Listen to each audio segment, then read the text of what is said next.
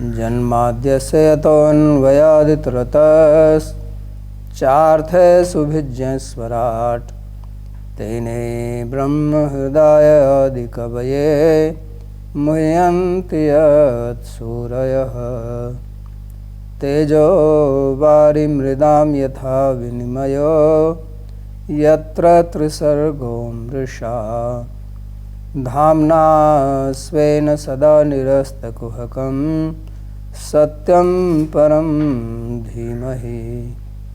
नारायणं नमस्कृत्य नरं चैव नरोत्तमं देवीं सरस्वतीं व्यासं ततो जयमुदीरयेत्। स्वस्ति अस्तु विश्वस्य खलः प्रसीदतां ध्यायन्तु भूतानि शिवं मिथो धिया। मनश्च भद्रं भजतादधोक्षजे आवेश्यतां नो मतिरप्यहेतुकी। आप सभी का स्वागत है इस भगवद गीता के सत्र में। हम अध्ययन कर रहे हैं प्रथम अध्याय का 28वां श्लोक।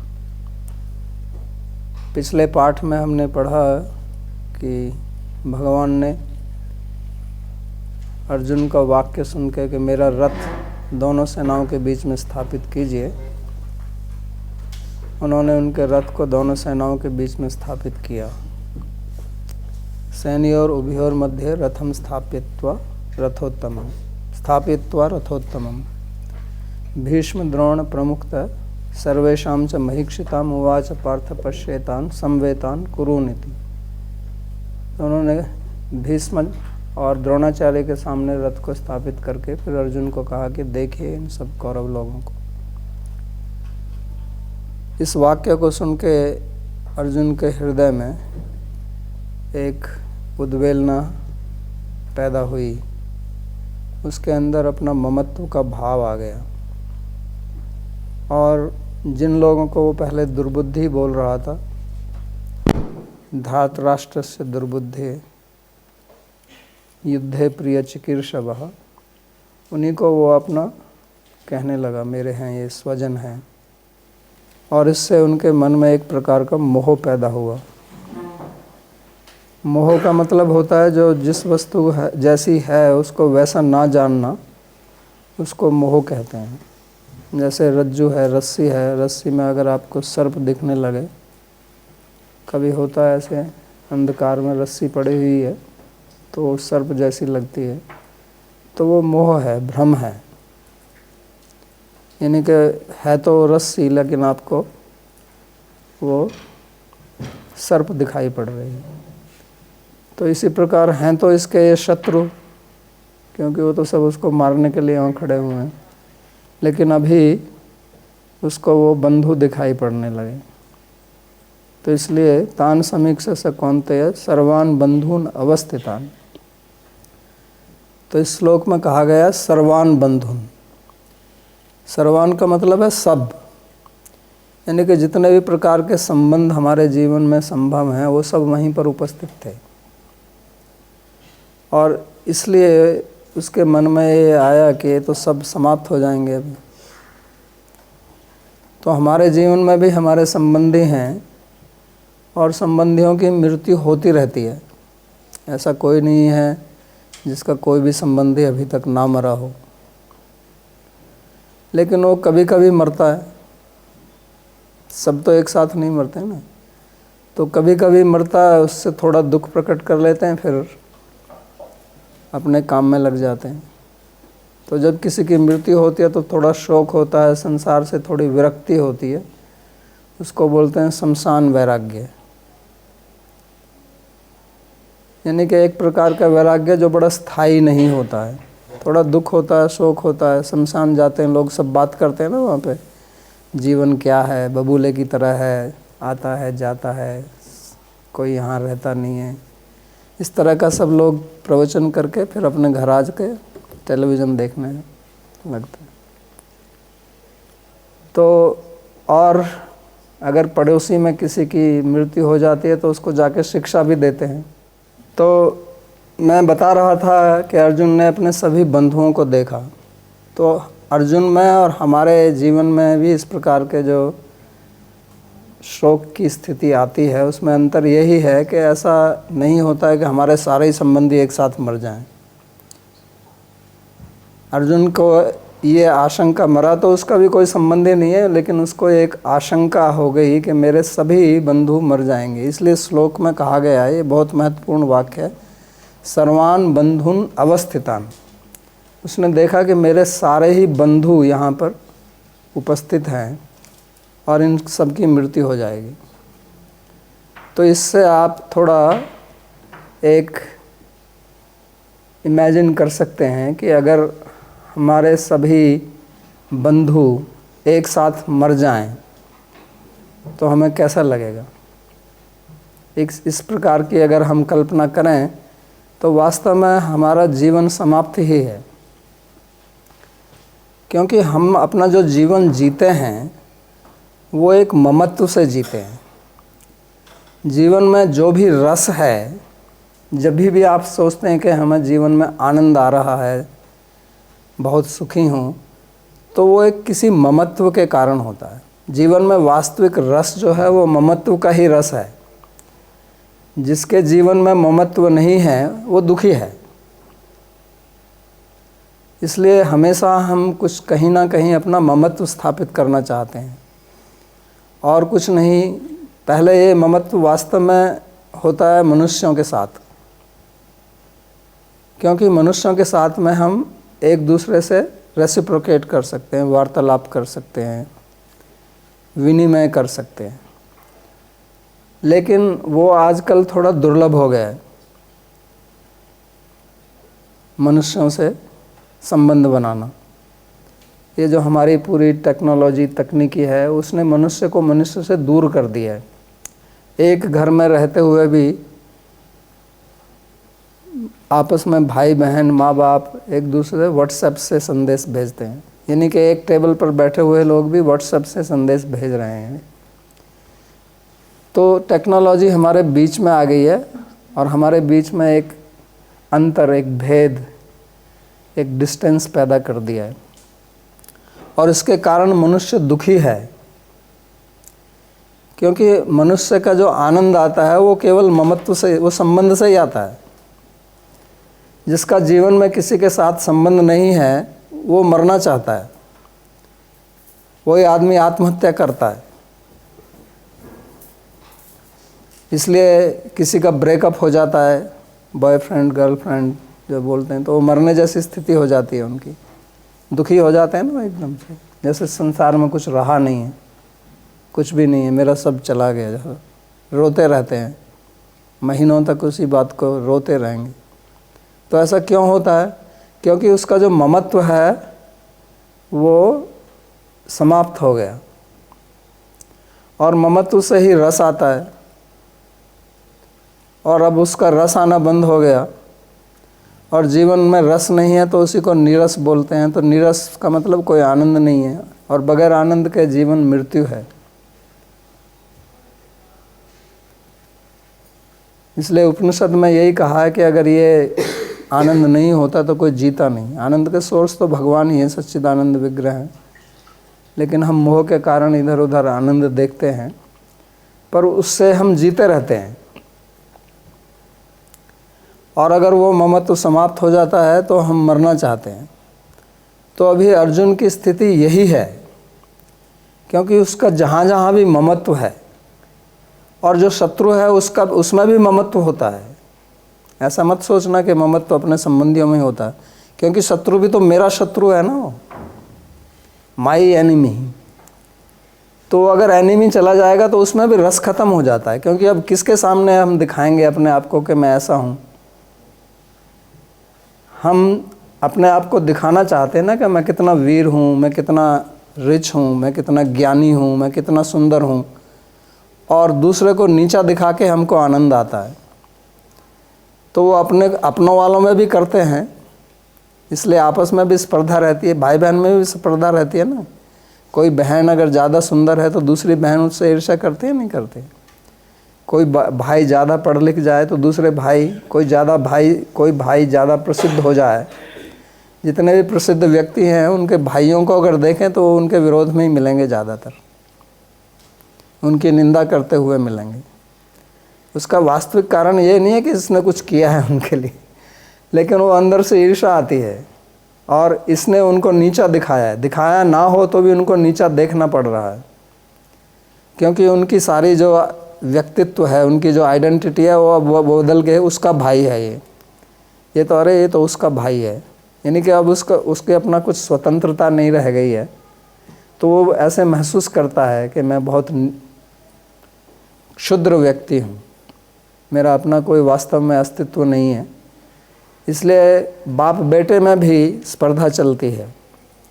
अगर बेटा बहुत ज़्यादा प्रसिद्ध हो जाए तो पहले तो बाप को प्रसन्नता होती है, लेकिन उससे दुख भी होता है कि यार हम तो कुछ रहे नहीं, अब यही चला गया। माँ बेटी में भी होती है ऐसे मैंने कहानी पढ़ी थी कि बेटी जवान है, सुंदर है, तो सब उसी के ऊपर ध्यान जाता सबका, तो माँ अपने को नेगलेक्ट करती है, तो उसकी निंदा करती रहती है बेटी। तो ये सारा ममत्व से चलता रहता है इस तरह से। और इस ममत्व का ही हम भोग करते हैं। तो जब मनुष्यों में हमको ममत्व नहीं मिलता है तो फिर डॉग्स, कैट्स, इसलिए जितने पेट आजकल रखे जा रहे हैं, भारत में भी, विदेशों में तो सबके घर में प्राय करके मिलेगा आपको कैट या डॉग मिलेगा। वो क्यों है? वो पहले इतना नहीं था। अभी मार्केट में जाओ आप तो पूरा डॉग फूड, एक सेक्शन मिलेगा डॉग्स के लिए, सब कुछ। उनकी ड्रेस भी है, उनके हेयर कट भी होते हैं, शैम्पू भी, डॉग पार्क भी हैं। मैंने पहली बार जब देखा अमेरिका में डॉग पार्क तो बड़ा आश्चर्य हुआ। हमारे यहाँ तो मनुष्यों के लिए नहीं है, यहाँ डॉग के लिए भी। तो कुत्ते खेल रहे हैं वहाँ पर और मनुष्य बैठे हुए हैं। कुत्ते आपस में दौड़ रहे हैं इधर उधर, आदमी बैठ के देख रहे हैं। तो ये स्थिति आ गई है। तो ऐसा क्यों है? क्योंकि वो ममत्व चाहिए उसको, और जब वो भी नहीं मिलता है तो फिर शॉपिंग। अब लोग इतना शॉपिंग करते हैं, उसको इतनी आवश्यकता नहीं है, वो पूरा बेसमेंट भरा हुआ है, कभी वो डब्बों को खोलता भी नहीं है, खोलेगा भी नहीं। तो वो क्यों कर रहा है? वो उसके पीछे कारण क्या है? वो ममत्व ढूंढ रहा है कि ये मेरा है, उसको वो पॉजेसिवनेस चाहिए। और जहाँ भी ममत्व नहीं है उसमें कोई रस नहीं आता है फिर। तो आपकी टीम जीत गई तो आप बहुत प्रसन्न होते हैं। दूसरी टीम जीत रही है, उससे प्रसन्न क्यों नहीं हो रहे? वो भी तो खिलाड़ी है ना, वो भी मेहनत करके खेल रहे हैं, क्योंकि उनमें आपका ममत्व नहीं है। तो भारत और पाकिस्तान का क्रिकेट मैच होता है तो ऐसे समझो जैसे दो देशों में युद्ध हो रहा हो, उससे कम स्थिति नहीं होती। बिल्कुल ऐसे ही है। और जो देश जीत जाता है उसमें खुशियाँ उसी तरह से मनाते हैं जैसे हम युद्ध में जीत गए हों। वो एक प्रकार का युद्ध ही है। वो केवल ममत्व के कारण। तो ऐसा क्यों है? तो ये इसी के कारण है। तो अर्जुन की मानसिक स्थिति को आप थोड़ा समझिए, उसको कल्पना कीजिए, क्योंकि हमारे जीवन में भी यही चलता है, लेकिन हमको इस प्रकार का विषाद नहीं होता है। कृपया पर्याविष्टो विषीदन इदम अब्रवीत। तो अर्जुन जो है वो कृपा से भर गया, क्योंकि कृपा अपने पर ही, अपने वालों पर ही होती है, दूसरों पे कोई कृपा नहीं करता। कृपा जो है वो अपने वालों पर ही करते हैं। अपनी टीम का, अपने देश का, अपने गांव का, आपके हमारे गली का, हमारे परिवार का कोई है तो उसको हम कुछ कृपा करना चाहते हैं, दूसरे वालों को नहीं। तो उसका विषाद हो गया। तो हमें विषाद इसलिए नहीं होता है क्योंकि हमारा जो है ना वो छोटा मोटा होता रहता है, तो उसको हम झेलते रहते हैं। यहाँ पर उसका एकदम से एक शॉक लगा उसको।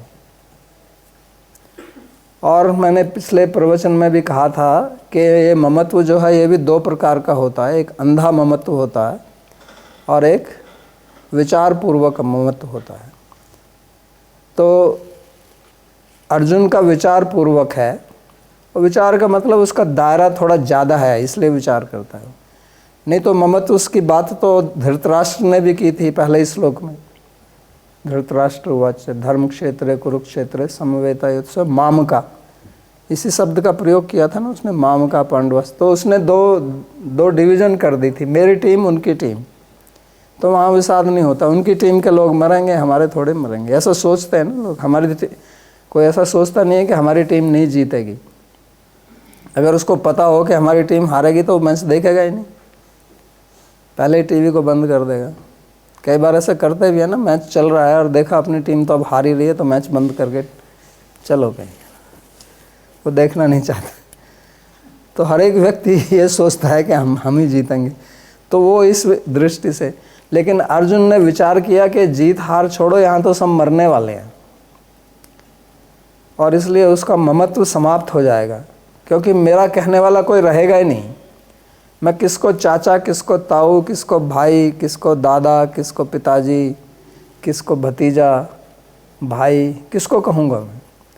और अगर मैं ये नहीं कह सकता तो मेरे जीवन में कहाँ से रस आएगा? मैं किसके, आप एंजॉय करना चाहते हैं, पार्टी करना चाहते हैं तो अपने के साथ में करना चाहते हैं ना, तो वो तो रहेगा ही नहीं। अब भोजन भी करना चाहते हैं तो इच्छा होती है कि आप अपने लोग एक साथ बैठ के भोजन करें। लोग शराब पीते हैं तो पार्टी करते हैं ना, तो बुला के एक साथ। घर में भी तो पी सकता है आदमी, बार में क्यों जाता है? जो शराब वो बार में पीता है, घर में बैठ के भी तो पी सकता है, और सस्ती होगी, वहाँ ज़्यादा पैसा लगता है, टाइम भी लगता है, इतना ड्राइव करना पड़ता है, फिर पीने के बाद में वापस आए तो पुलिस का भी डर रहता है कहीं टिकट ना मिल जाए। वो क्यों? क्योंकि एक साथ, चाहे उन लोगों से जान पहचान ना हो तो भी फिर भी एक ऐसा अनुभव होता है कि हम सब एक साथ हैं। तो इसलिए अर्जुन के मन में ऐसा हुआ कि मेरा साथ तो कोई रहेगा ही नहीं। ये इसी प्रकार है जैसे मैं आपसे कहूँ कि मैं आपको जो है चंद्रलोक भेज देता हूँ, लेकिन वहाँ से आप कभी वापस नहीं आएंगे। वहाँ आपको सब सुविधा दूंगा मैं, खाना पीना जो भी घूमना आप कीजिए, लेकिन आप पृथ्वी पर वापस नहीं आ सकते और पृथ्वी पर किसी से बात नहीं कर सकते। तो क्या आप जाना पसंद करेंगे? नहीं, कोई पसंद नहीं करेगा। क्यों नहीं करेगा? क्योंकि अपना तो कोई है ही नहीं। किसको मैं दिखाऊंगा कि मैं कितना बड़ा हूँ? किसको मैं अपनी वीरता दिखाऊंगा? अब ये युद्ध हो जाएगा तो युद्ध के बाद में बातें भी तो होती है ना। फिर मानो कोई मैच होता है, जो टीम जीत जाती है तो जीत के ऐसा थोड़ी ख़त्म हो गया, उसका फिर कितने दिन तक उसकी बात करते रहते हैं, मैंने ऐसा किया, तूने ऐसा किया, ऐसा होना चाहिए था, बैठ के यही गप्प करते हैं ना। और सब लोग उनकी फिर प्रशंसा करते हैं, अप्रिसिएट करते हैं। तो वही तो आनंद है। वो खेलने वेलने में कोई आनंद नहीं होता, तो उस समय तो तनाव रहता है उनका। आनंद बाद में आता है। वास्तव में आनंद खेलते समय आना चाहिए। जो वास्तविक खिलाड़ी हैं वो खेलते समय आनंद लेंगे, लेकिन खेलते समय तो लोग तनाव में रहते हैं। जब जीत जाते हैं उसके बाद में पीते हैं। क्यों पीते हैं? तनाव इतना था ना, उसको उतारेंगे और फिर उसकी बात करते हैं। तो जब कोई अपना ही नहीं होगा सुनने वाला, तो किसको मैं दिखाऊंगा कि मैंने उसको ऐसे मारा था, मैंने ये तीर चलाया, भीष्म ने ये किया, द्रोण ने ये किया, मैं देखो मैंने कर्ण को कैसे पछाड़ा। यही है ना, जो वहाँ प्रभास क्षेत्र में यादव लोग आपस में लड़कर मरे थे। भगवान कृष्ण के जितने भी यदुवंशी थे वो यहीं से तो उनका बात चालू हुई थी। क्योंकि इस युद्ध में एक कृतवर्मा था जो दुर्योधन की तरफ था, एक सात्यकी था, यदुवंशी 2 वीर थे जो बचे, वो अर्जुन की तरफ से था। अर्जुन का शिष्य है सात्यकी। तो वहाँ पर ये दोनों आपस में बात यही कर रहे थे। उन्होंने कहा हमने ऐसा किया, हमने ये कर दिया, मैंने। क्योंकि हर एक आदमी जो भी होगा वो अपना फिर बढ़ा चढ़ा के बताता है, उसमें बड़ा आनंद आता है। अहंकार को बहुत आनंद मिलता है, क्योंकि अहंकार हमेशा सबसे ऊपर रहना चाहता है। मैं कितना श्रेष्ठ हूँ, मैंने उसको ऐसे डिफीट कर दिया, मैंने ये डिबेट में ये आर्गूमेंट दिया, वो चुप हो गया, उसके पास कोई जवाब नहीं था। मैंने ये वाली किक मारी, ये वाला शॉट मारा, ये वाला तीर चलाया, बोलते ना ऐसे रेसलिंग में, मैंने ये दाव फेंका, उसको ऐसे पछाड़ दिया। तो आपस में इसी बात को लेके उनकी तू मैं हो गई थी, और उससे पूरा परिवार समाप्त हो गया। तो ये ही रस है। तो अर्जुन सोचता है कि जीवन का फिर रस कहाँ रह जाएगा अगर ये सब लोग मर जाएंगे। आगे वो कहेगा भी, येषाम् अर्थे कांक्षितम नो राज्यम भोगा सुखानी चाहिए, कि जिनके लिए ये राज्य सुख भोग हम चाहते हैं वो ही नहीं रहेंगे तो हम करेंगे क्या इसका। अगर आपके सभी संबंधी समाप्त हो जाएं तो आप अपनी संपत्ति का करेंगे क्या, इसका क्या होगा, किसको दिखाएंगे। इसलिए शत्रु भी जरूरी होता है, क्योंकि शत्रु को पछाड़ कर भी तो आनंद आता है ना, और शत्रु को दिखाना कि मैं तेरे से ज़्यादा हूँ, उसमें तो रस है। इसलिए ममत्व जो है वो वही रस है, और ममत्व दोनों तरफ ही है, मेरे संबंधी मेरे शत्रु। तो यहाँ तो उसके दोनों ही खत्म होने वाले हैं। किसी मनुष्य के जीवन में ऐसा होता नहीं है कभी भी, उसका कोई एक संबंधी मर जाएगा, एक शत्रु मर जाएगा। ये थोड़ी सारे शत्रु एक साथ मर जाएंगे, सारे संबंधी एक साथ मर जाएंगे। तो इसलिए यहाँ श्लोक में कहा था सर्वान बंधून अवस्थितान, सब बंधुओं को उसने जब ये देखा तो उसके मन में विषाद आ गया, वो डिप्रेस हो गया, डिप्रेशन में चला गया। तो डिप्रेशन में ऐसे ही लोग जाते हैं। डिप्रेशन का मतलब है ममत्व नहीं है। जिसका ममत्व होगा, डिप्रेशन का संबंध अहंकार से है, उसका अहंकार जो है वो बिल्कुल उसकी हवा निकल गई, डिफ्लेट हो गया, अहंकार में कोई शक्ति नहीं रह गई, उसी से डिप्रेशन होता है, विषाद।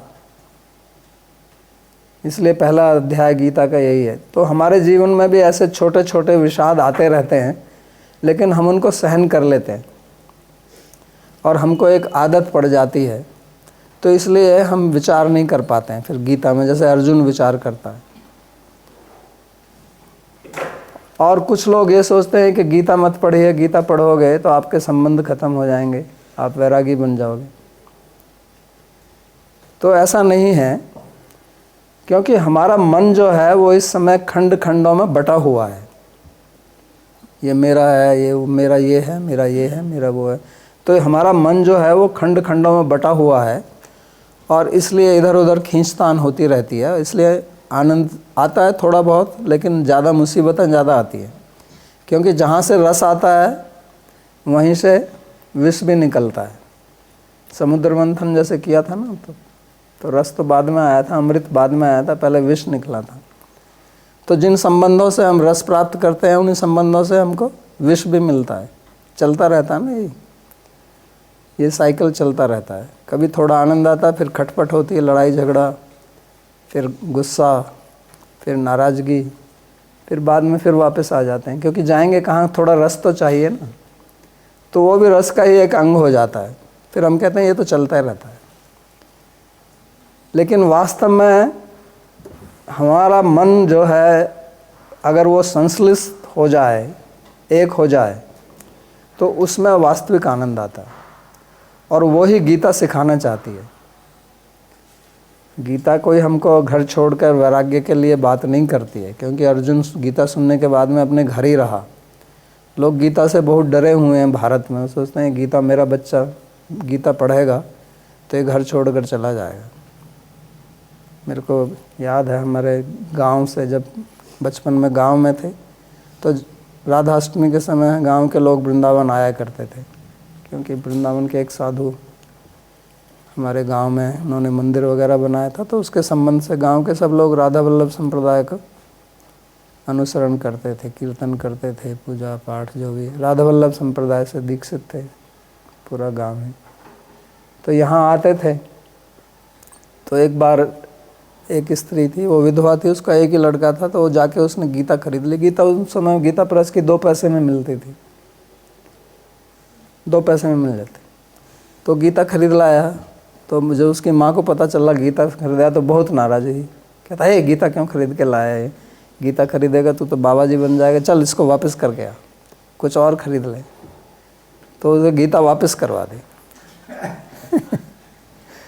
तो लोगों के मन में इस प्रकार की भ्रांत धारणा बैठी हुई है, लेकिन वास्तव में गीता हमको जीने की कला सिखाती है। इसलिए हमारे प्रवचन, इस शाखा का नाम ही गीता और हमारा जीवन है, क्योंकि ये हमें दिखाती है कि हम अपने मन को जो है किस प्रकार से संश्लिष्ट कर सकते हैं। अभी हमारा मन खंड खंड में बटा हुआ है इधर उधर, और वो तभी होगा जब हमारे केंद्र में भगवान होंगे। ऐसे गीता ये नहीं कहती कि आप अपने संबंधियों को मार दो, छोड़ के चले जाओ, इधर चले जाओ, उधर चले जाओ, ऐसा नहीं है। वो वास्तविकता दिखाना चाहती है ताकि आप उस मोह से निकलें। अभी हमारा जो कृपा है, जो अर्जुन की कृपा है, ये भी मोह से कृपा हो रही है, क्योंकि इन्हीं लोगों को तो मारने के लिए आया था, अभी उन्हीं के ऊपर कृपा कर रहा है, फिर इन्हीं से फिर युद्ध करेगा थोड़ी देर बाद में। और अगर ये इसके अपने नहीं होते तो ये युद्ध करता।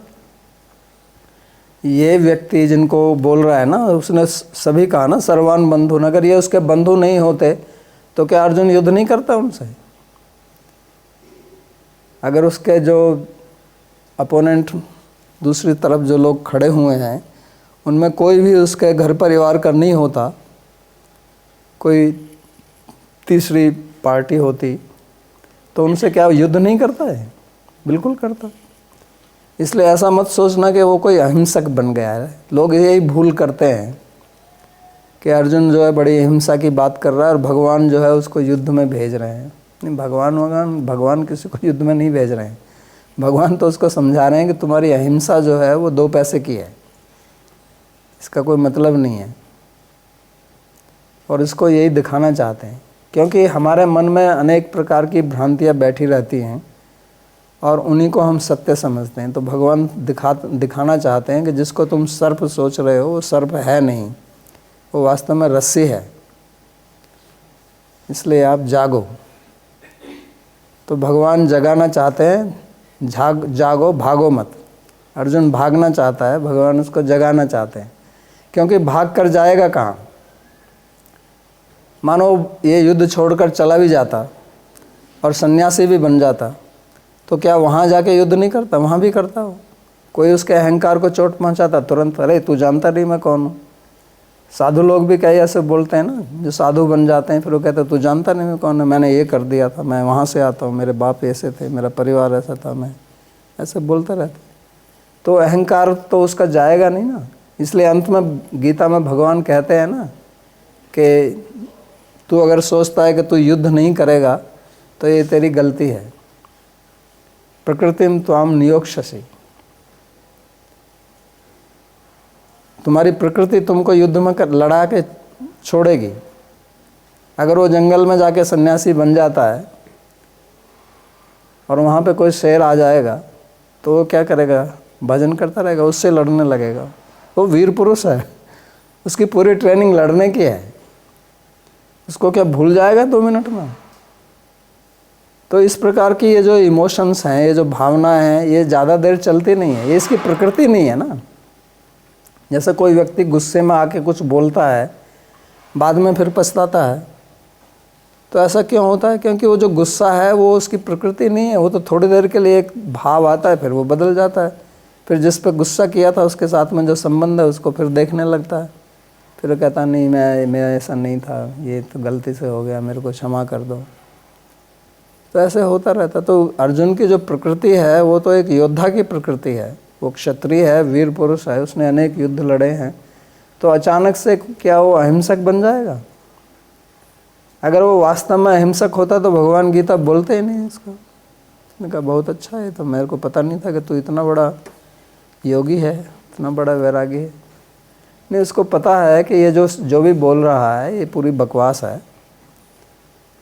इसका कोई मतलब नहीं है और ये 2 मिनट में बदल जाएगा। अभी ये वापस जाने लगे और यही लोग इसको कहेंगे अरे डरपोक, डर के भाग गया, तो इसका फिर खून खोल जाएगा क्योंकि क्षत्रिय तो कभी ये सुनना नहीं चाहता है ना कि मैं डरपोक हूँ। और वो लोग कहेंगे और भगवान ये आगे बोलेंगे इसको, भयाद रणनाथ प्रीतम मन से त्वम महारथा। ये महारथी लोग सोचेंगे कि तू डर के मारे युद्ध से भाग रहा है, तब क्या करोगे तुम? तो क्या अर्जुन शांत रहेगा? बिल्कुल भी शांत नहीं रहेगा। वो कहेगा अच्छा तू मेरे को डरपोक कहता है, आजा लड़ ले मेरे से। तो वही बंधु जो है, जिसको वो बंधु बोल रहा है, वो बंधु नहीं दिखेगा उसको, वो शत्रु दिखाई देगा। तो यही इसको समझना है, क्योंकि जब तक इसको हम नहीं समझेंगे तब तक गीता भगवान आगे क्या उत्तर देंगे ये समझ में नहीं आएगा हमारी। भगवान हमारी जो मूल समस्या है उसका समाधान ढूंढते हैं। तो ये जो समाधान शब्द है ये भी बहुत बड़ा मज़ेदार शब्द है, क्योंकि ये समाधि से आता है। समाधि का अर्थ भी समाधान ही होता है, और समाधि का मतलब राग द्वेष से ऊपर जाके जब आप बैठते हैं उसको समाधि बोलते हैं योग में। तो वही समाधान है, और यही समाधान भगवान गीता में आगे जाके देंगे उसको। सुखे दुखे समय कृत्वा लाभा लाभो जया जयो ततो युद्धा युज्यस्व नैवम पापम वाप्स्यसि। वो कहेंगे तुम युद्ध करो, लेकिन सुख दुख जय विजय हानि लाभ इससे ऊपर उठ के, राग द्वेष से ऊपर उठ के करो, तो आपको पाप नहीं लगे। ये समाधि की स्थिति है। ये वो वाली समाधि नहीं है जो योग में बैठ के आप एक जगह बैठ के समाधि लगाते हैं। ये कर्म योग की समाधि है।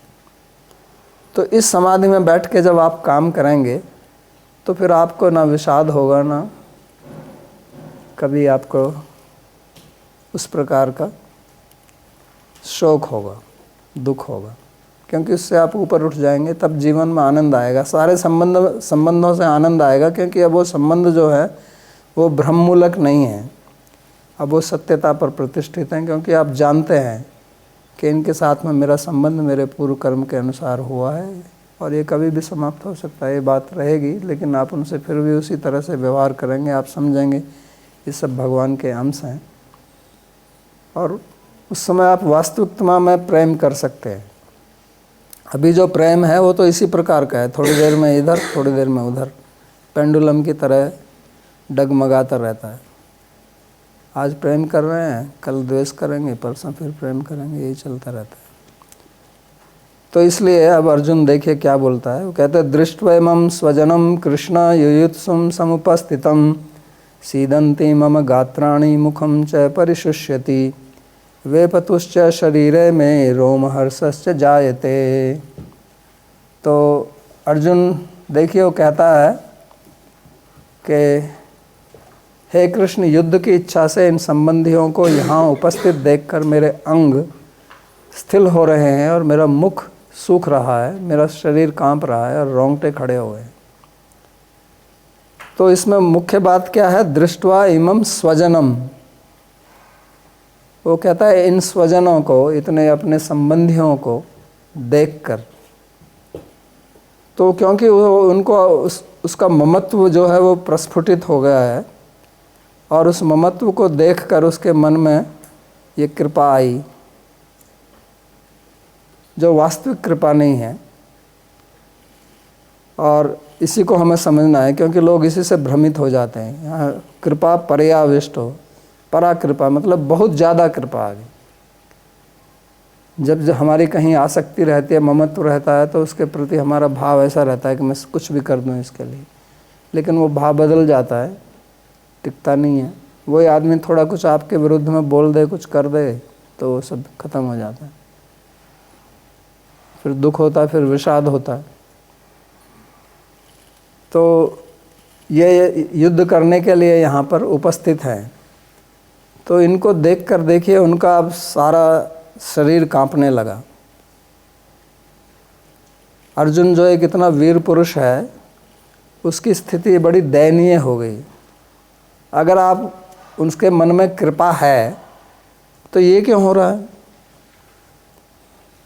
अगर आप किसी के ऊपर कृपा करना चाहते हैं तो क्या आपका मुख सूख जाएगा, आपके रोंगटे खड़े हो जाएंगे, आपका शरीर कांपने लगेगा, आपके सिर में दर्द होगा? ऐसा होता है क्या? ऐसा नहीं होता ना। कृपा होती है तो बहुत अच्छी बात है, आप प्रसन्न होंगे। तो ये कैसी कृपा है? एक तरफ तो उन्होंने कहा कृपया पर्याविष्ट, और कृपा के कारण विषाद, और फिर विषाद से ये सब स्थिति। तो ये सब क्योंकि उसकी मन स्थिति बदल गई है। हमारा शरीर जो है वो हमारे संकल्प के अनुसार चलता है,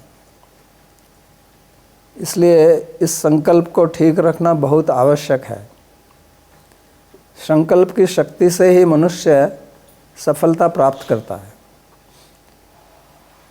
जिसके संकल्प में शक्ति नहीं होगी वो कभी सफल नहीं हो सकता, किसी भी स्थिति में, किसी भी फील्ड में, किसी भी क्षेत्र में।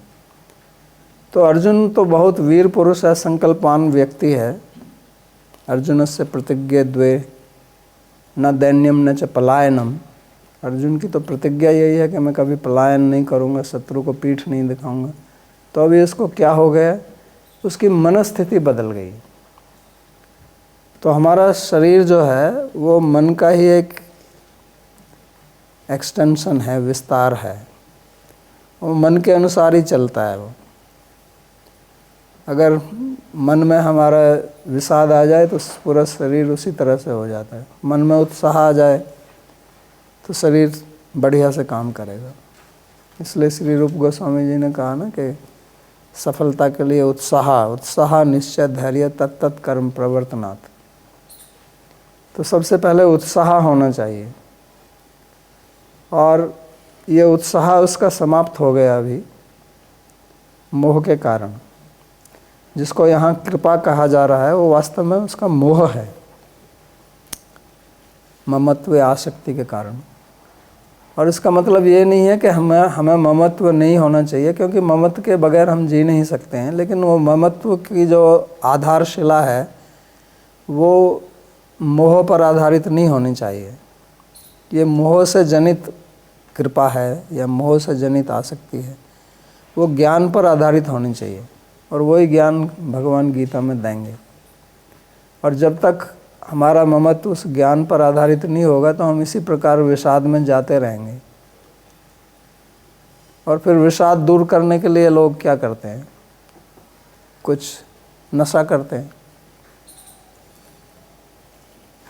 ट्राई करके लोग यही करते हैं ना, या अपने मन को कहीं लगाएंगे, कुछ देखेंगे, इधर जाएंगे उधर जाएंगे, पर उससे वो मोह तो दूर नहीं होता है ना। तो जब तक हम उस मोह का इलाज नहीं करेंगे तो बार बार आता रहेगा, फिर आपको वही बार बार करना पड़ेगा। आप पिएंगे, कुछ और करेंगे, तो वो उसका समाधान नहीं है। समाधान वो समाधि है।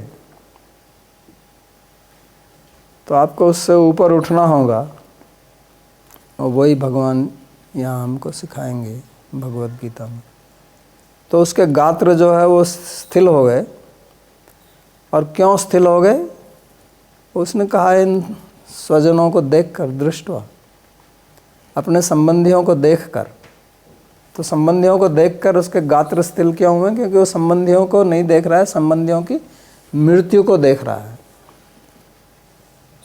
वो ऐसी कल्पना कर रहा है कि ये संबंधी जो है अभी समाप्त हो जाएंगे, और इस कारण जो है उसके मन में विषाद हुआ। और अब ये पूरा वर्णन बाद में वो अपना इसी प्रकार से करेगा। गांडीवम श्रंसते हस्तात् त्वक्चैव परिधीयते न च शक्नोमि अवस्थातुं भ्रमति व च मे मनः। मेरा गांडीव धनुष हाथ से गिर रहा है और मेरी त्वचा वास्तव में जल रही है। मैं ठीक से खड़ा नहीं हो पा रहा हूँ और मुझे चक्कर आ रहा है। तो अगर आप ये ऐसा अनुभव करते हैं तो देखने में तो ये लगेगा कि इसको कुछ जो है कुछ बीमारी हो गई, कुछ बुखार उखार आ गया, इसको मलेरिया होने वाला है। ऐसा होता है ना, जब बुखार आता है तो आदमी की त्वचा शरीर गर्म हो गया, मतलब बुखार आ गया। तो भगवान ने को कहना चाहिए था ठीक है, एक एनासिन की गोली खा तो फिर ठीक हो जाएगा, फिर लड़ाई लड़ना। बोलते ना, नहीं, महासुदर्शन चूर्ण की बटी ले ले, एक ज्वरांतक चूर्ण खा ले, तेरे को ज्वर हो गया है। ऐसा होता है ना, बुखार जब आता है तो इसी तरह से होता है ना, आदमी कमज़ोर, शरीर कांपने लगता है, ठंड लगती है, खड़े नहीं हो सकते, लेटने का मन करता है। उसने कहा ना, नश्य शक्नोमि अवस्थातुम, और सिर घूमता है, सिर चक्कर खाता है। तो भगवान ने कहा अभी वैद्य को बुलाऊं, मैं किसी को, डॉक्टर को बुला देता हूँ, तेरा इलाज कर देगा। होम्योपैथी अच्छे दवाई है। तो उन्होंने ऐसा नहीं कहा क्योंकि वो जानते हैं कि इसका कारण कहीं और है। ये वायरस जो है वो केवल शरीर में नहीं है, ये इसके मन में बैठा हुआ है, इसको निकालना है। तो वायरस को अगर आप ठीक से हिंदी में प्रोनाउंस करें तो विरस होगा, नहीं, VIRUS है तो उसको वायरस बोलते हैं। वाई क्यों बोलते हैं? वी बोलिए खाली। विक्ट्री में भी तो VI होता है, उसको विक्ट्री बोलते हैं ना, वाइक्ट्री तो नहीं बोलते। तो वायरस का हिंदी में, हिंदी वाला अगर पढ़ेगा तो उसको बोलेगा विरस, तो उसका रस खत्म हो गया है।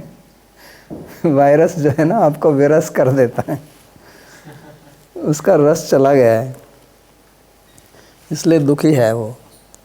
तो विरसता जो है उसके मन में है और उसका कारण वो मोह है, तो उसी का वो वर्णन कर रहा है। लेकिन अब यहाँ पर जो मज़ेदार बात है वो ये है कि अर्जुन जो है ये स्वयं नहीं समझ रहा है कि मेरा कारण क्या है।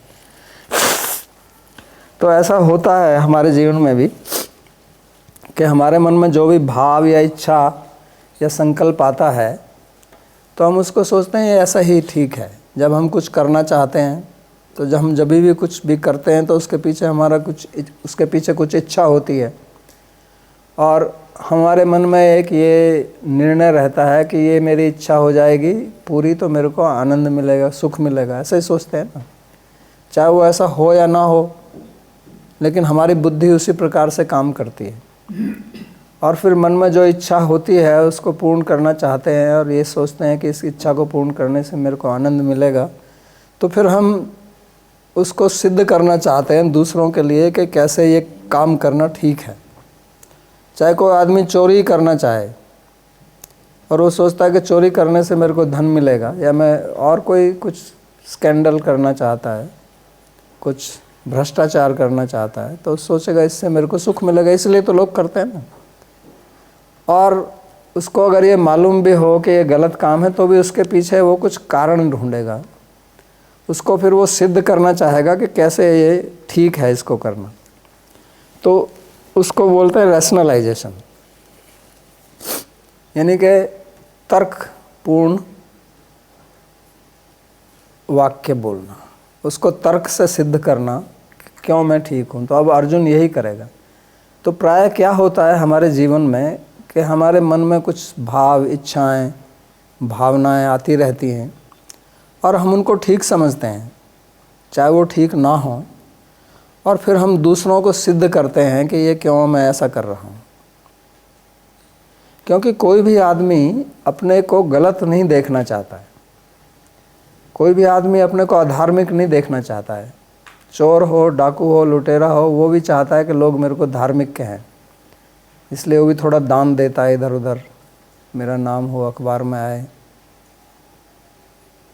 कोई नहीं चाहता है कि लोग मेरे को नीची दृष्टि से देखें, क्योंकि वो उसके अहंकार को चोट लगती है। या फिर वो दूसरे एक्सट्रीम पे चला जाए कि लोग कहें कि इससे बड़ा चोर कोई नहीं है, ऐसा भी होता। उसमें भी मज़ा आता है फिर सुनने का कि इससे बड़ा धोखेबाज कोई नहीं है, इससे बड़ा डाकू कोई नहीं है। तो अहंकार जो है वो एक्सट्रीम पर रहना चाहता है, बीच में नहीं रहना चाहता। बीच में आनंद नहीं आता है, आनंद दो सिरे पर आता है। चाहे मैं सबसे नीचा हूँ या सबसे ऊंचा हूँ, सबसे बड़ा धर्मात्मा हूँ या सबसे बड़ा दुरात्मा हूँ। लोग ऐसा भी बोलते हैं कि ऐसा कर दूंगा मेरा अखबार में तो नाम आएगा। गलत काम करके भी वो अखबार में नाम चाहते हैं, ऐसा मैंने बहुत बार सुना है कि मेरे को देखो मेरा अखबार में आएगा, टीवी पर आएगा, लोग मेरे बारे में कहेंगे। तो लोग मरने के बाद भी चाहते हैं कि मेरा नाम हो। हालांकि मरने के बाद तुम्हारा नाम हो, इससे तुम्हें क्या मिलेगा, लेकिन चाहते हैं ऐसा। तो ये अहंकार के कारण। तो अब अर्जुन जो है वो स्वयं नहीं समझ रहा है कि वास्तव में मेरी मन स्थिति जो है वो कमज़ोर हो गई है आसक्ति के कारण, मेरे इस ममत्व के कारण। और ये जितने भी चिन्ह मेरे शरीर पर अब दिखाई दे रहे हैं ये उस मेरी कमज़ोरी के कारण है। क्योंकि अगर वो ऐसा इनको कमज़ोरी सोचेगा तो फिर इनका वो कुछ समाधान निकालेगा, लेकिन वो ऐसा नहीं सोच रहा है। इसलिए अब क्या करेगा, वो तर्क देगा। अब यहाँ से भगवत गीता के अंत तक 47वें श्लोक से और 31वें श्लोक से 47 श्लोक तक अर्जुन के जितने भी वाक्य हैं वो केवल तर्क हैं। ये दिखाने के लिए कि उसको युद्ध क्यों नहीं करना चाहिए। और ये सारे तर्क जो हैं वो केवल इस भ्रांत धारणा पर आधारित हैं कि वो एक बड़ा धार्मिक व्यक्ति है। अपने को डरपोक नहीं सिद्ध करना चाहता है। हालांकि दूसरे अध्याय में जब भगवान बोलेंगे तो सीधा उसको बोलेंगे क्लैब्यम मास मगमय पार्थ, उसको बोलेंगे तू तो हिजड़ा है। मतलब सीधा उसको बोल रहे हैं कि तू क्या बोल रहा है, तू धार्मिक है। उसका मजाक उड़ाते हैं क्योंकि वो देख रहे हैं, उनको तो स्पष्ट नजर आ रहा है इस अर्जुन को क्या हो रहा है, अर्जुन को नहीं आ रहा है। तो ये बड़ी समस्या परिवार में भी होती है ना। बाप देखता है मेरा बेटा है बेटी जो कुछ कर रहा है बिल्कुल गलत है, लेकिन उसका जो बेटी या बेटा जो भी होगा उसको वो दिखाई नहीं देता है। तो आपस में इस तरह से बड़ा द्वंद्व चलता है। तो बाप कहेगा नहीं ऐसा मत कर बेटा, ये गलत है, इससे ऐसा नहीं होगा। तो कहे नहीं पापा तुम समझते नहीं हो, तुम पुराने आदमी हो, तुम्हें क्या पता। क्योंकि सबका अपना अहंकार रहता है ना। तो जो नवयुवक हैं वो सोचते हैं कि माँ बाप तो ये पुरानी बात करते हैं, इनको क्या पता है, हम तो नई टेक्नोलॉजी जानते हैं, इनको तो कंप्यूटर चलाना भी नहीं आता। तो सोचते हैं माँ बाप जो हैं वो मूर्ख हैं। ऐसा जो है वो नवयुवक या नवयुवती वो ऐसा सोचते हैं। और माँ बाप जो है जिनको अनुभव है, जो उससे गुजरे हुए हैं, वो जानते हैं, वो कहना चाहते हैं तो वो उनकी नहीं सुनेगा। तो ये जीवन का एक बड़ी विडंबना है। क्योंकि अब उसको आप कैसे समझाओगे, वो छोटा बच्चा तो है नहीं कि उसको थप्पड़ मार दो आप। जब बच्चा छोटा रहता है तो माँ बाप उसको थोड़ा डांट देते हैं, थप्पड़ मार देते हैं कोई, या कुछ और दंड देते हैं। अब जब वो बड़ा हो जाता है तो वो नहीं कर सकते, तो उनको बड़ा दुख होता है इस बात का। और आपस में इस बात को लेके बहुत तू मैं लड़ाई झगड़ा हो जाता है। तो फिर उसको बोलते हैं जनरेशन गैप है, ये तुम रूढ़िवादी हो और हम जो हैं बहुत खुले विचार वाले वादी हैं। तो इस तरह से ये सब भ्रांतियाँ चलती रहती हैं। तो भगवान तो कुछ रूढ़िवादी ने वो तो सब जानते हैं, तो वो पूरा देख रहे हैं। आप जानिए भगवान की स्थिति को, और कितने करुणावान हैं वो, कि वो चुप सुनते रहते हैं, कोई आर्गुमेंट नहीं करते उसके साथ में। क्योंकि ऐसे व्यक्ति के साथ में तर्क देना, आर्गुमेंट करना कोई मतलब नहीं रखता है, वो सुनेगा नहीं आपकी। तो कहते हैं ठीक है बोलता जा, तू बोलता जा, कितना बोलेगा देखता हूँ। और जब वो ये खुद देखेगा, क्योंकि अर्जुन का एक गुण है, उनकी भगवान में श्रद्धा है। वो ऐसा नहीं है जैसे आजकल के बच्चे हैं, वो माँ बाप में उनकी वास्तव में श्रद्धा नहीं है, वो उनको मूर्ख ही समझते हैं। अर्जुन ऐसा नहीं समझता है, ये उसका महान गुण है। इसलिए वो देखता है कि यार ये तो कुछ बोल ही नहीं रहा है, ये तो चुपचाप सुन रहा है, मेरा समर्थन नहीं कर रहा है। तो फिर उसके मन में शंका आ जाती है कि कुछ तो गड़बड़ है। तो तब वो बोलता है कि मेरे को शिक्षा दीजिए। तो ये गीता का एक अपना वैशिष्ट्य है कि यहाँ पर जो गुरु शिष्य हैं उनका संबंध है, इसलिए गुरु को आदर दिया जाता।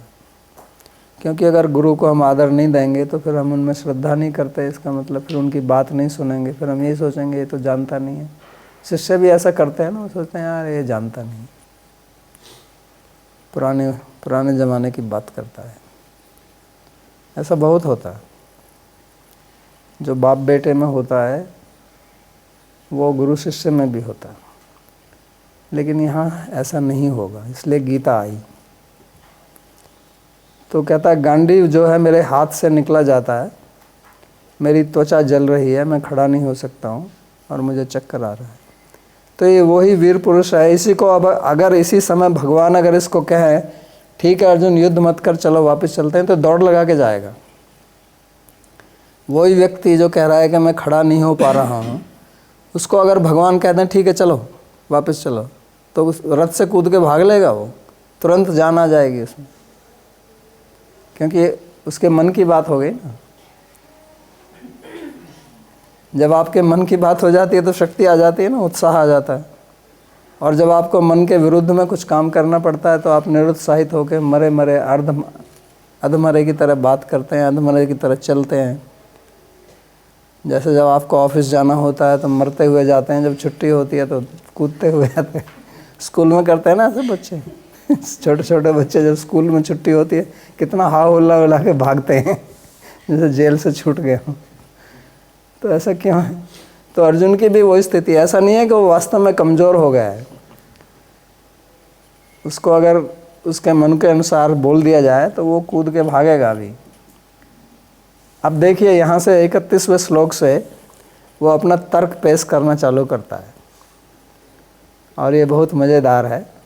तो भगवान की दृष्टि से भी अर्जुन को देखिए कि भगवान उसको कैसे देख रहे हैं। कहते हैं अच्छा देखता हूँ बेटा क्या करता है, क्या बोलेगा। तो कहता है निमित्तानि च पश्यामि विपरीतानि केशव न च श्रेयोनुपश्यामि हत्वा स्वजनम आहवे। वो कहता है हे केशव, मैं अशुभ लक्षणों को भी देख रहा हूँ और युद्ध में अपने स्वजनों को मारकर मैं कोई श्रेय यानी कि कल्याण नहीं देख रहा। तो सबसे पहले जो है वो शकुन की बात करता है, ओमन्स।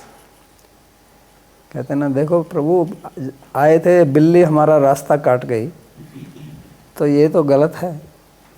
इससे हमें सूचना मिल रही है कि युद्ध नहीं करना चाहिए, इसमें बहुत गड़बड़ हो। अब ये पता नहीं है कि ये जो शकुन जो वो देख रहा है वो केवल वो ही देख रहा है या दूसरे भी देख रहे हैं, क्योंकि जो होने वाला है वो तो केवल उसी के लिए नहीं होगा ना, वो तो सभी के लिए होगा। तो दूसरों को भी तो दिखाई देना चाहिए ना। और दूसरों को अगर नहीं भी दिखाई दे रहा है तो उसका परिणाम तो उनको भी आएगा या इसी को आएगा? केवल उनको भी आएगा ना। तो वो नहीं कह रहा है वो। ये यहाँ से स्पष्ट नहीं है कि वो किस प्रकार के शकुन देख रहा है। या तो वो अपने जो शरीर में जो उसके कमजोरी के लक्षण पैदा हुए हैं उन्हीं को शकुन मान रहा है कि मेरे शरीर में चक्कर आ रहा है, मेरी त्वचा जल रही है, मेरे हाथ कांप रहे हैं, मेरा सिर भ्रमित हो रहा है। यही निमित्त हैं। इससे पता लगता है कि अब मैं जीतूंगा नहीं या मेरे को लड़ना नहीं चाहिए। तो इसलिए वो कहता है कि मैं नहीं देख पा रहा हूँ कि इस युद्ध में। अब फिर वो वही बात लाता है, स्वजनम, अपने लोगों को मारकर,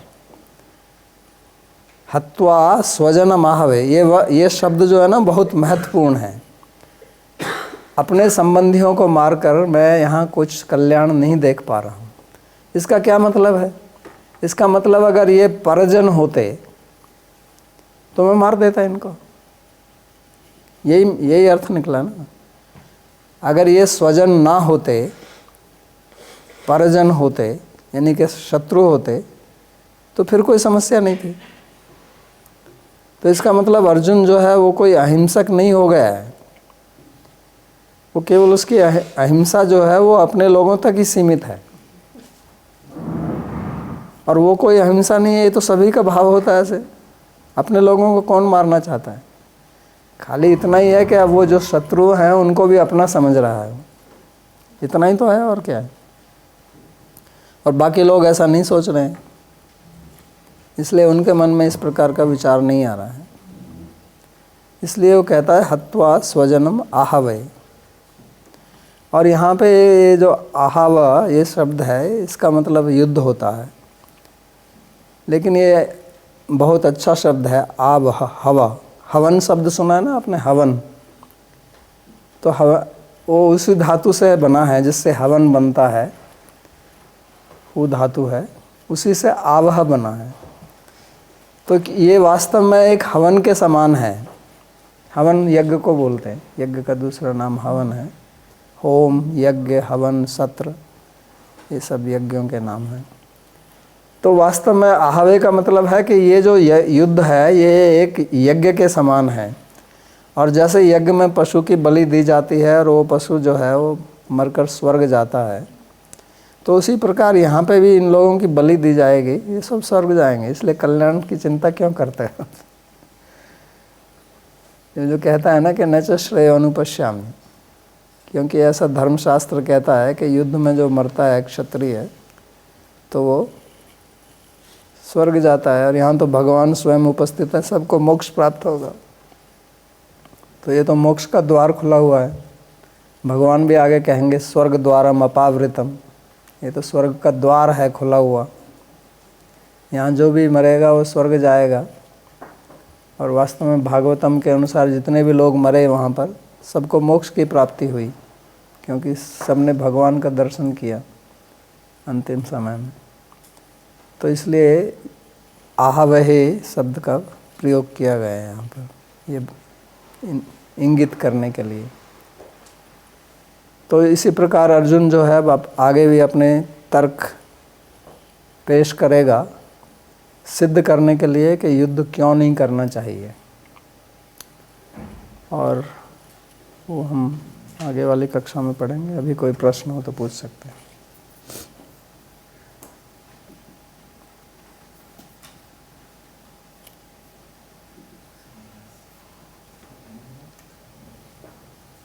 कोई प्रश्न है? नहीं है तो बंद करते हैं। क्या है? उपेंद्र जी,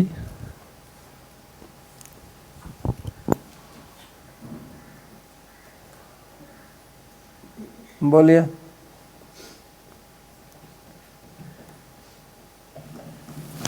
उपेंद्र जी बोलिए, अनम्यूट करके।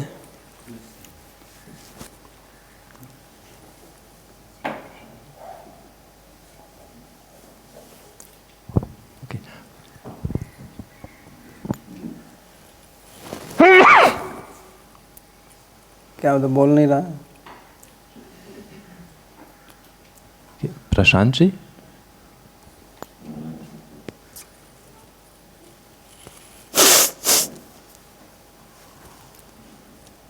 बोलो भाई। तो बंद करता हूँ अगर बोलता नहीं। हाँ बोलिए। मेरा प्रश्न ये है कि अज्ञान के कारण हमें आसक्ति होती है अपने सगे संबंधियों से, इस उसमें अज्ञान की वजह से हमें रस मिलता है, परंतु यह जानकर भी कि वह ईश्वर के अंश है, हमें स्वतः प्रेम क्यों नहीं होता? स्वतः प्रेम इसलिए नहीं होता कि आप जानते नहीं हैं इस बात को। भगवान में प्रेम होगा तो फिर भगवान संबंधित वस्तुओं में भी प्रेम होगा, ये स्वाभाविक है। आप जिससे प्रेम वास्तव में प्रेम करते हैं उससे संबंधित जो लोग जन होंगे उनसे स्वाभाविक ही प्रेम होता है। अगर आप अपने भाई से, माँ बाप से, या आपके पुत्र बेटा बेटी कोई है, उनसे कोई प्रेम आप हैं, उनसे कोई प्रेम करता है तो उनके साथ में कोई अच्छा व्यवहार करता है तो आपको बहुत अच्छा लगता है, फिर ऐसे लोगों को आप पसंद करते हैं।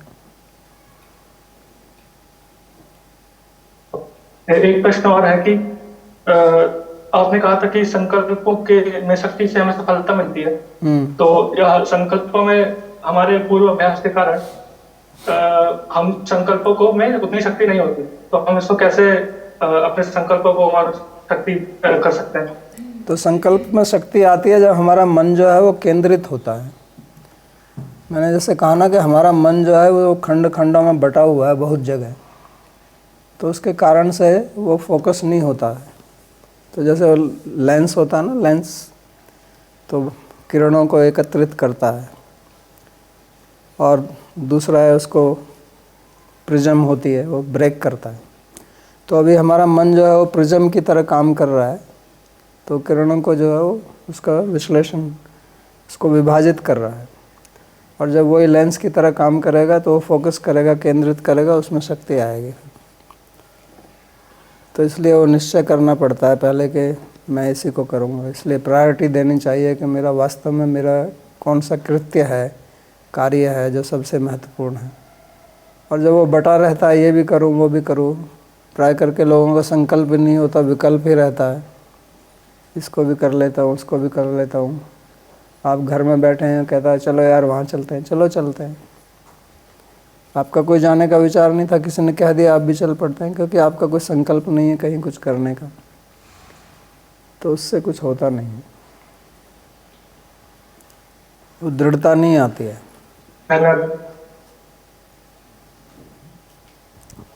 Thank you. ठीक है। संदीप जी। प्रणाम बाबा जी महाराज। तो मेरा क्वेश्चन ये था कि जैसे आपने समझाया कि मतलब ये जनरेशन गैप बोल देते हैं, बच्चे जो मतलब टीनेजर्स, तो उसका, और वो कोई देखना भी नहीं चाहते किसी ज्ञान की तरफ और सुनना भी नहीं चाहते आपका, इसका कोई सल्यूशन है कि उनको बस छोड़ देना चाहिए अपने आप, जब उनको अनुभूति हो तो समझेंगे? हाँ, उसका सॉल्यूशन यही है कि उनसे आप पहले प्रेम से बात करके उनकी बात को सुनिए। उनको ऐसा मत होने दीजिए कि आप उनके शिक्षक हैं, क्योंकि जब आप सोचते हैं ना कि आप शिक्षक हैं और वो सोच रहे हैं कि वो आपसे ज़्यादा जानते हैं, तो उनके अहंकार को चोट लगती है। ये सब अहंकार का खेल है। तो बाप तो हमेशा सोचता है कि मैं सुपीरियर हूँ, मैं बड़ा हूँ, मैं आदरणीय हूँ, और बेटा आजकल आदर देना नहीं चाहता है। तो आपको इस स्थिति को समझना होगा। तो उसके साथ में मित्र की तरह व्यवहार करो, उससे पूछो, फिर वो धीरे धीरे खुलेगा, और तब धीरे धीरे उसको आप समझाइए, उदाहरण दीजिए, कहानी सुनाइए, तो तब वो समझ सकता है। लेकिन जब वो सोचता रहेगा कि तू तो ये मेरा बाप है और मेरे को ऑर्डर दे रहा है, तो वो बस उसके अगेंस्ट में बोलेगा और रिबेल करेगा। इस तरह से होता है। तो इसके लिए बहुत धैर्य चाहिए। आपको अपने अहंकार को नीचे रखना पड़ेगा, तभी कुछ कर सकते हैं आप। अगर आप अपना अहंकार दिखाते रहेंगे तो होने वाला नहीं है।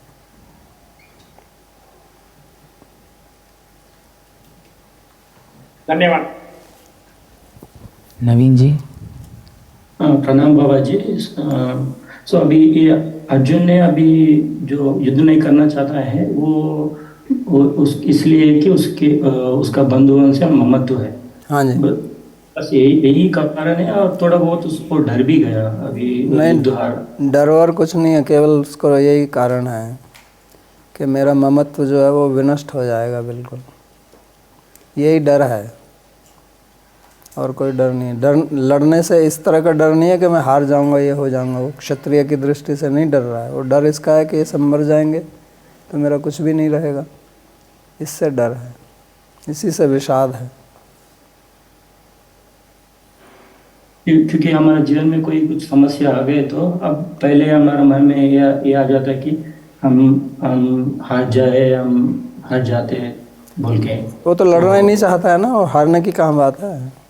वो तो सीधा कह रहा है कि लड़ने से क्या होगा। अभी तो कहा ना, न च श्रेय अनुपश्यामि हत्वा स्वजनम आहवे।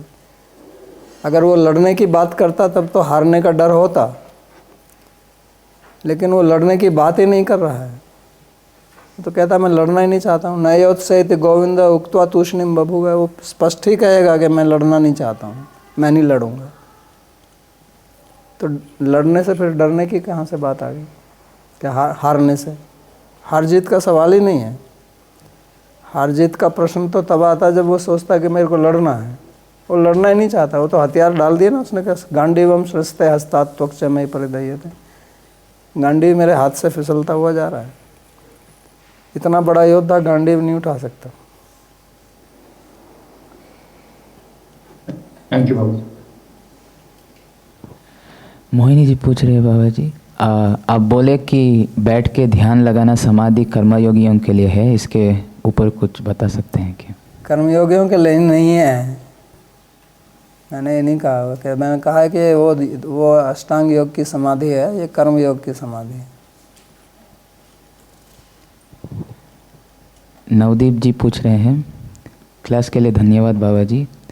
क्या हमें सारे कार्यों के लिए, जैसे कि भगवान के ऊपर श्रद्धा रखना, ये सब संकल्प से होता है, तो हम संकल्प में हम कैसे स्थिर रहें, और अगर हमको उसका फल नहीं दिख रहा है तो कैसे बने रहें?